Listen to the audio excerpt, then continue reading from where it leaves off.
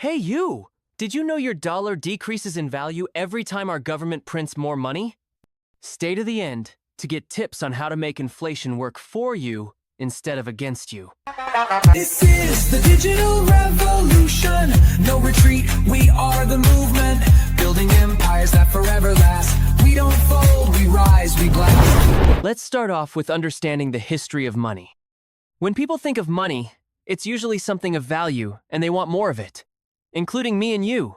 But ever wonder where money actually comes from? There was a time in history when money didn't even exist. A long, long time ago. People used something called the barter system. This just means people traded things they had for things they needed. For example, Farmer Sprout here has a lot of corn but wants to eat a cupcake. Meanwhile, Baker Soy has a ton of cupcakes but wants to eat corn. They can simply exchange corn for a cupcake, and both Farmer Sprout and Baker Soy are happy. We will call this a successful trade. But here's the problem. What if Baker Soy doesn't want corn? This is where the barter system became tricky. For a successful trade to happen, both parties would need to have what the other had to offer, which is not always the case. So eventually, people started looking for better ways to trade, such as using certain items that everyone found valuable. This was the early form of money, which is called commodity money. Commodity money are real items that have value and people thought are precious and wanted, like salt, spices, seashells, and cows. Farmer Sprout didn't need to find someone who wanted corn anymore. As long as you had commodity money, you could trade with almost anyone. The cool thing about commodity money was that it made trading easier. Looking back in history, in Africa, they used cattle as currency. A person's wealth was measured by how many cows they owned. In China, people used cowrie shells, small shiny seashells, because they were rare, easy to carry, and hard to fake. In ancient Rome, salt was an important part of daily life. It was valuable because it preserved food before refrigerators existed. As you can see, commodity money wasn't just random stuff. It was practical, valuable, and trusted by the people using it. But even commodity money had problems. Imagine trying to carry sacks of salt, bags of seashells, or even cows to the market every time you wanted to buy something. It just wasn't convenient. Not just that, but goods could spoil or get damaged. And not all commodities were equal. How does one value a cow versus a goat? These inconsistencies made trading confusing and unfair. So then came along metal coins. It is lighter, more durable, and easier to carry around. It was around 600 BC when the Kingdom of Lydia, now known as modern-day Turkey, made the first official minted coins. These early coins were made from a natural mix of gold and silver, called electrum. But here's what made them special. They were stamped by the king. The stamp was like a promise. It meant the coin was real. It had trusted value. It could be used anywhere in the kingdom. For the first time, money had official trust and standard value. Ancient Greece, the Roman Empire, ancient China, all started implementing the use of coins also. Soon the idea spread like wildfire. For over 2,000 years, metal coins were the world's go-to currency. But as trade grew and empires expanded, coins had a problem. They were heavy and bulky, very inconvenient for people to carry it around. So enter paper money. The first paper money appeared in China during the Tang Dynasty, but it really took off in the Song Dynasty. But why paper money? Well, merchants were traveling long distances and lugging around tons of coins, which was a real pain.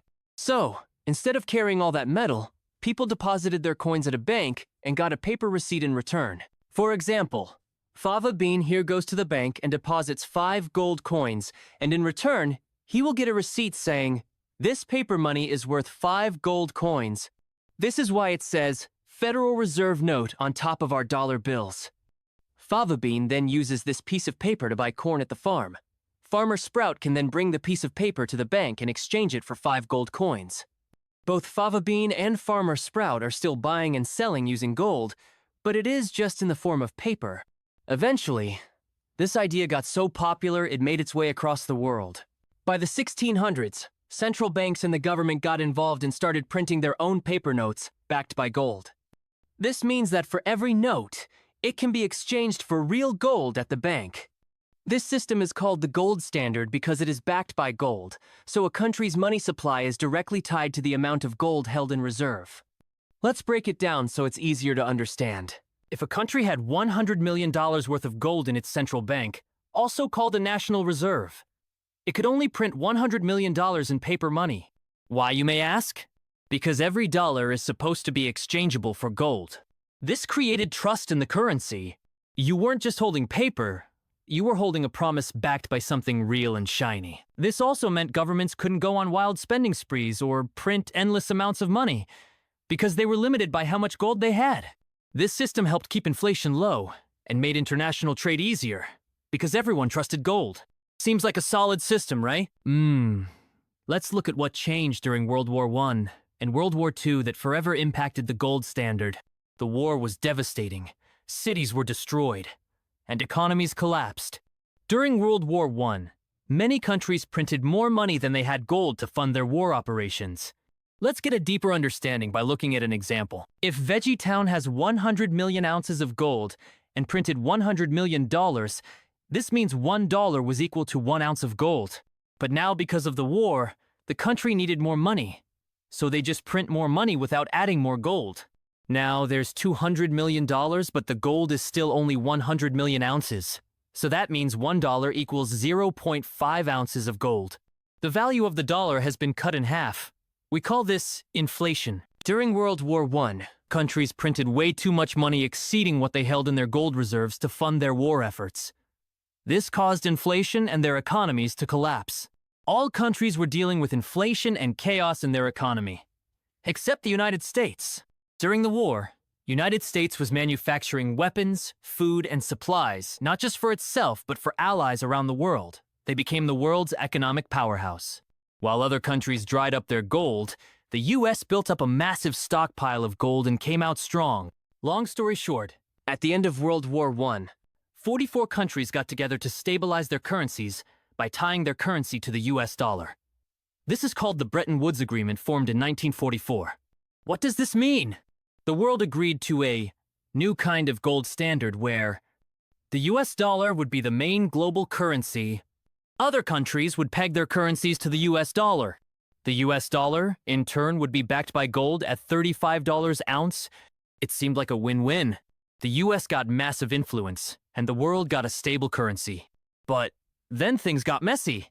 In the 1960s and early 1970s, the US started spending a lot of money on the Vietnam War, the Cold War, social programs, and more. To pay for this, the government printed more dollars, but didn't increase the amount of gold backing those dollars. Other countries were also cashing in their dollars for gold, and just like that, US gold reserves began to rapidly shrink. This set the stage for what came next, a presidential announcement that would change the money system forever. On the 15th of August, in 1971, President Nixon made a historical announcement. I have directed Secretary Connally to temporarily suspend the convertibility of the dollar into gold. But let's be honest, temporary was just PR. This moment became known as the Nixon shock, which officially ended the gold standard in the United States. From that day forward, the US dollar became fiat money. All other countries also adopted this new system. So what is fiat money? The word fiat is Latin, which means let it be done. So now fiat money is money that has value because the government says it does, not because it is backed by gold, silver, or any physical commodity. So when a government issues fiat money, it is basically saying, this piece of money is legal money. You have to accept it as payment. Let's dive deeper. In the past, your paper money could be traded for gold. That is what gave it value. Today, your paper money can't be exchanged for anything physical. It only has value because people agree to trust the government. Whether you like the government or not, it is the one who controls the country and has the power to make the fiat money work. But here's the big question. Is that a good thing or a bad thing? Because while fiat money gives governments more flexibility and control over the economy, it also comes with some serious risks. Let's break it down. Fiat money has been a controversial topic because its value comes entirely from trust, not backed by gold or a physical commodity. Let's look at the global pandemic, for example. Remember back in March 2020, the world had changed overnight. COVID-19 spread fast. Businesses shut down. Millions of people lost jobs almost instantly. The economy was in free fall. So what did the government do? They hit the big red button on the economy. Because fiat money isn't backed by gold, the government just created money digitally to prevent an economic collapse. Here's what that looked like.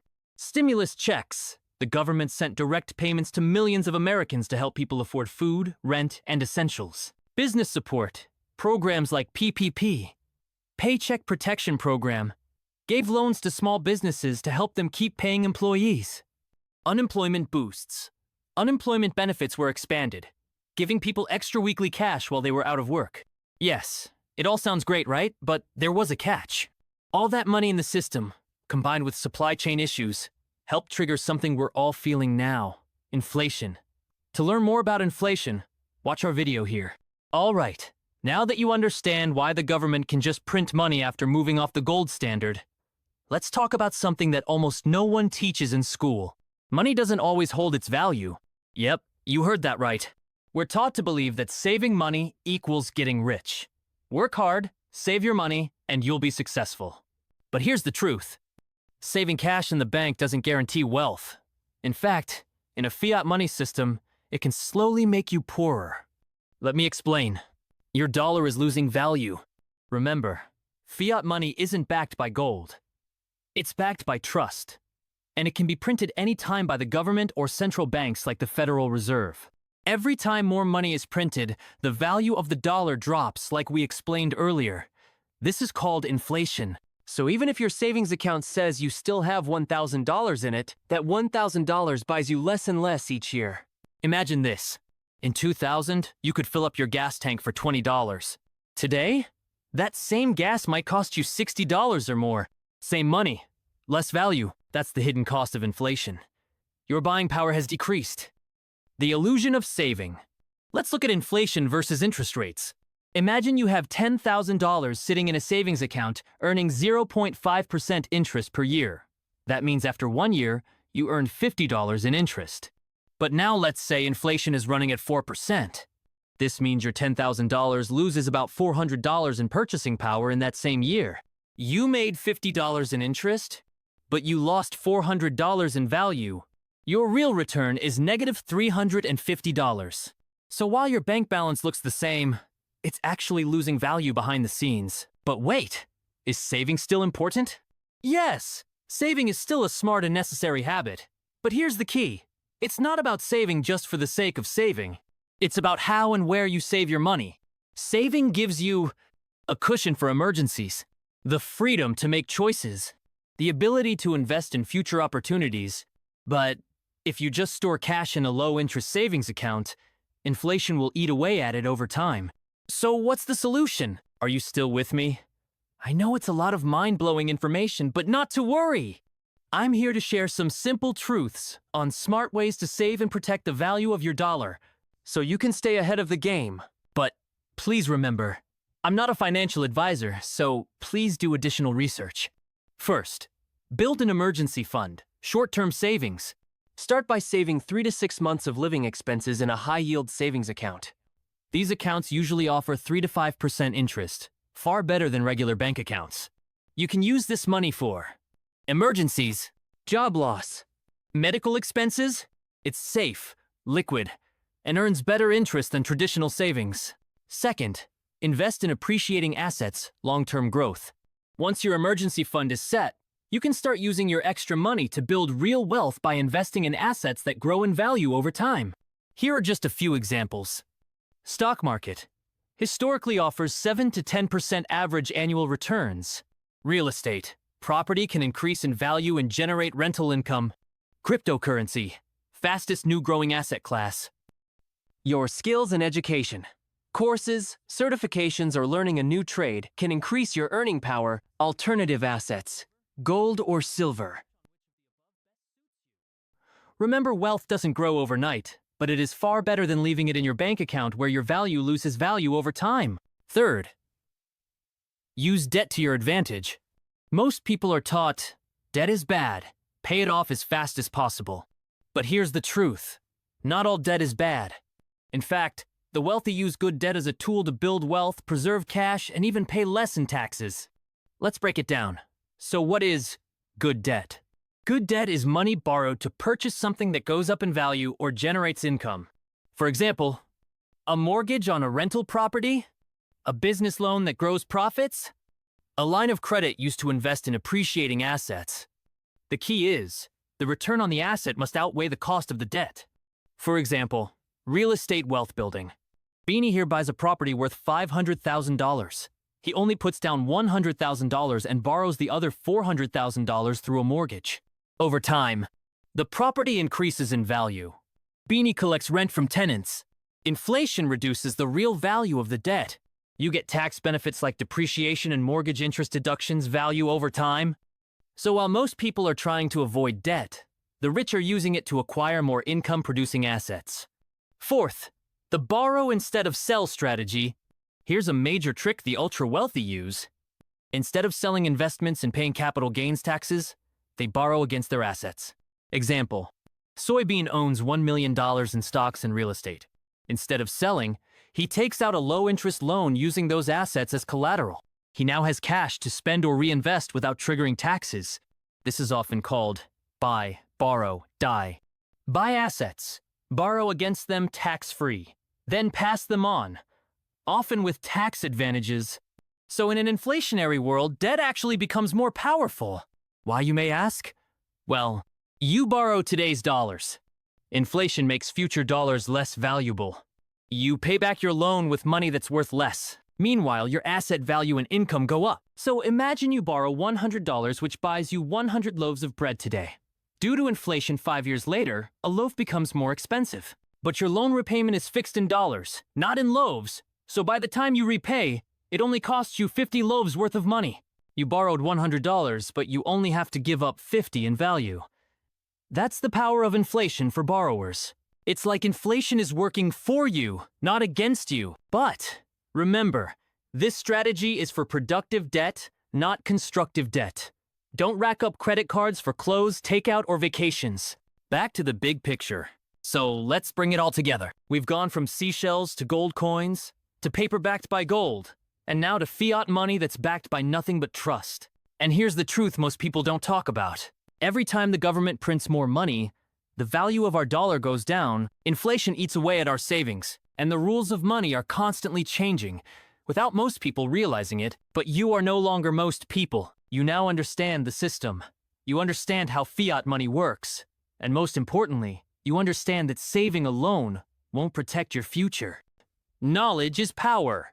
You can now make smarter choices about how to save, invest, and grow. Stay tuned. If you enjoy watching more videos like this, please like and subscribe. And make sure to check out our next video.